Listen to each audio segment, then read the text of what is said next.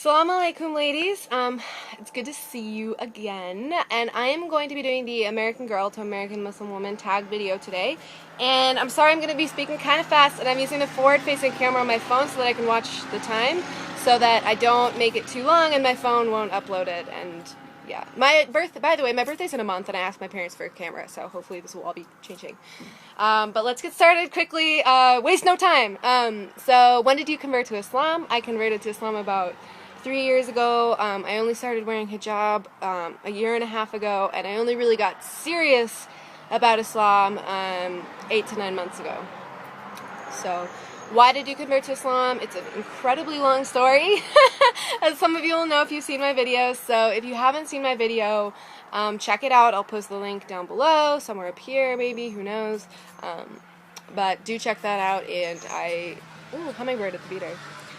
What did your parents think? Initially my parents were kind of like confused. They weren't like upset or mad. They were confused, you know, because being raised atheist, they didn't really like religion, and so they thought that I was going to be oppressed and I was going to turn into this like lesser person. But, you know, alhamdulillah, I've proved them wrong, so that's good. They don't think that way now, obviously. Did your parents or any other family members convert? No, you know, sadly no.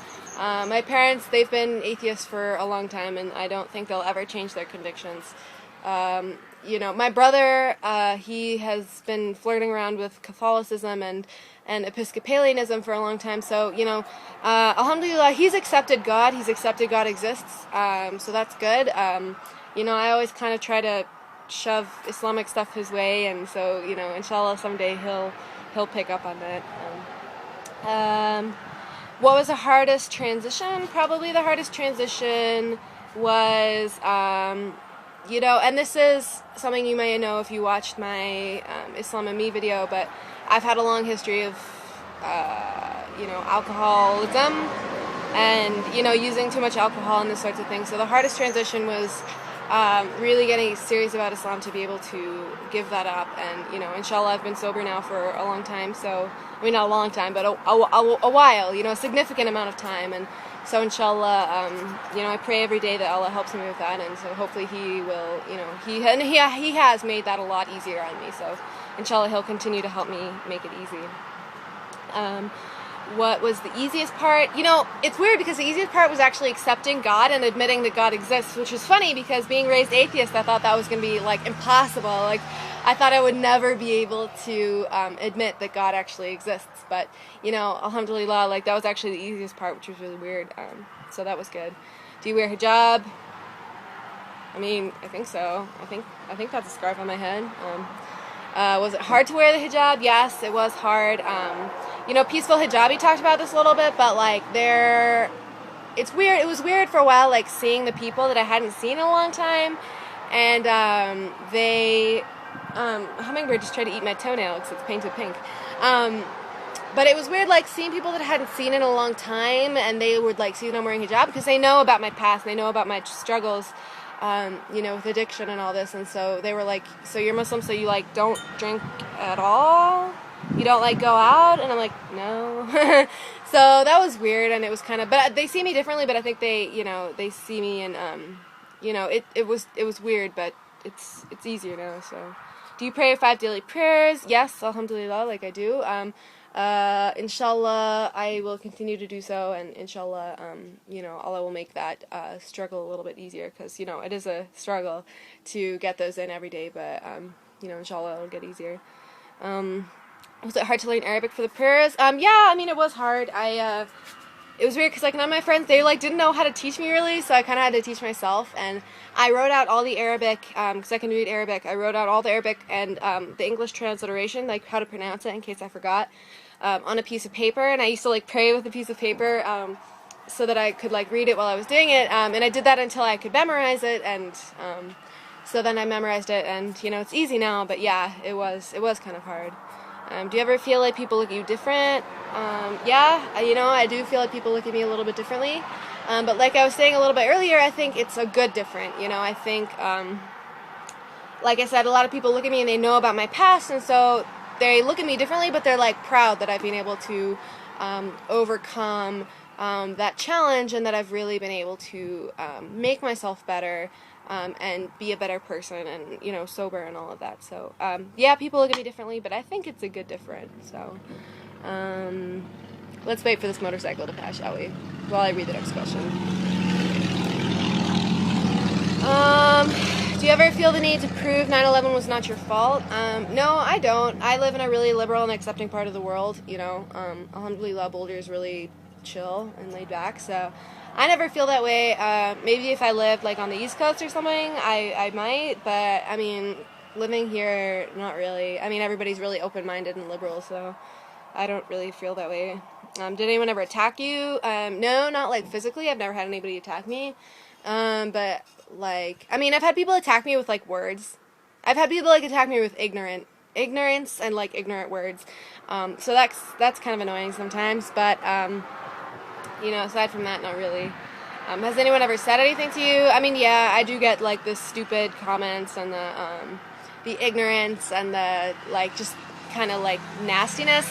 Like I had this guy the other day that was like he was like, we're sitting there and he was like, he had been saying a whole bunch of stupid like stuff up to me, like up until this point. Like he'd been saying a lot of stupid comments and like just ignorant, but like boastful ignorance. It's like like you're a Muslim.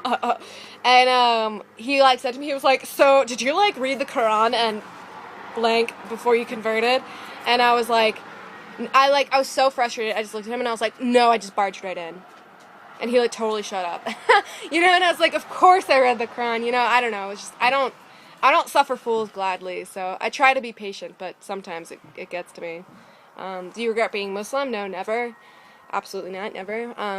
If you could go back, would you not be Muslim? Absolutely not, never. No. Sometimes I go back and I think about what would happen if Munib was still alive. And if you don't know what I'm talking about, feel free to check out my Islam and Me video. But, I sometimes wonder about what would happen if he were still alive. But I think if he were still alive, by this point I would be Muslim. So I don't think it would have happened as quickly, but I definitely think I'd be Muslim by now. So no, I would not be a Muslim. What is your favorite thing about Islam? I think my favorite thing about Islam is the fact that we are all equal in Allah's eyes. It doesn't matter if you're a woman, or if you're a man, or if you're white, or if you're black, if you're Hispanic, if you're, whatever. Everybody is equal to Allah, and I think that's awesome. Because a lot of people, they think Muslim women are oppressed, and they're like less than men. But that's totally not true. Women are just as equal as men in Allah's eyes. So I love that about Islam. What is the hardest thing for you to do as a Muslim? Hardest thing for me to do as a Muslim? That's interesting. Maybe to kind of constantly remind myself that I am a Muslim, and constantly remember that I'm doing what I'm doing for the sake of Allah, and that this world is really, it's an illusion. Like, this whole world is really an illusion. Like, nothing in this world is real. We're not going to have any of this when we, when we die and on the Day of Judgment. So I think it's kind of hard for me to remind myself that, remind myself constantly, like, be aware of it at all times, like 24 hours a day, 7 days a week, 365 days a year, that I'm doing what I'm doing for the sake of Allah, and that, this world is an illusion and it's not going to be with us forever. So don't get caught up in the worldly things. Remember that, everything else. How do you think we as new Muslims can change our ummah and show that we are peaceful, loving, and want to serve Allah? I think the best thing that we can do... Coco, shut up.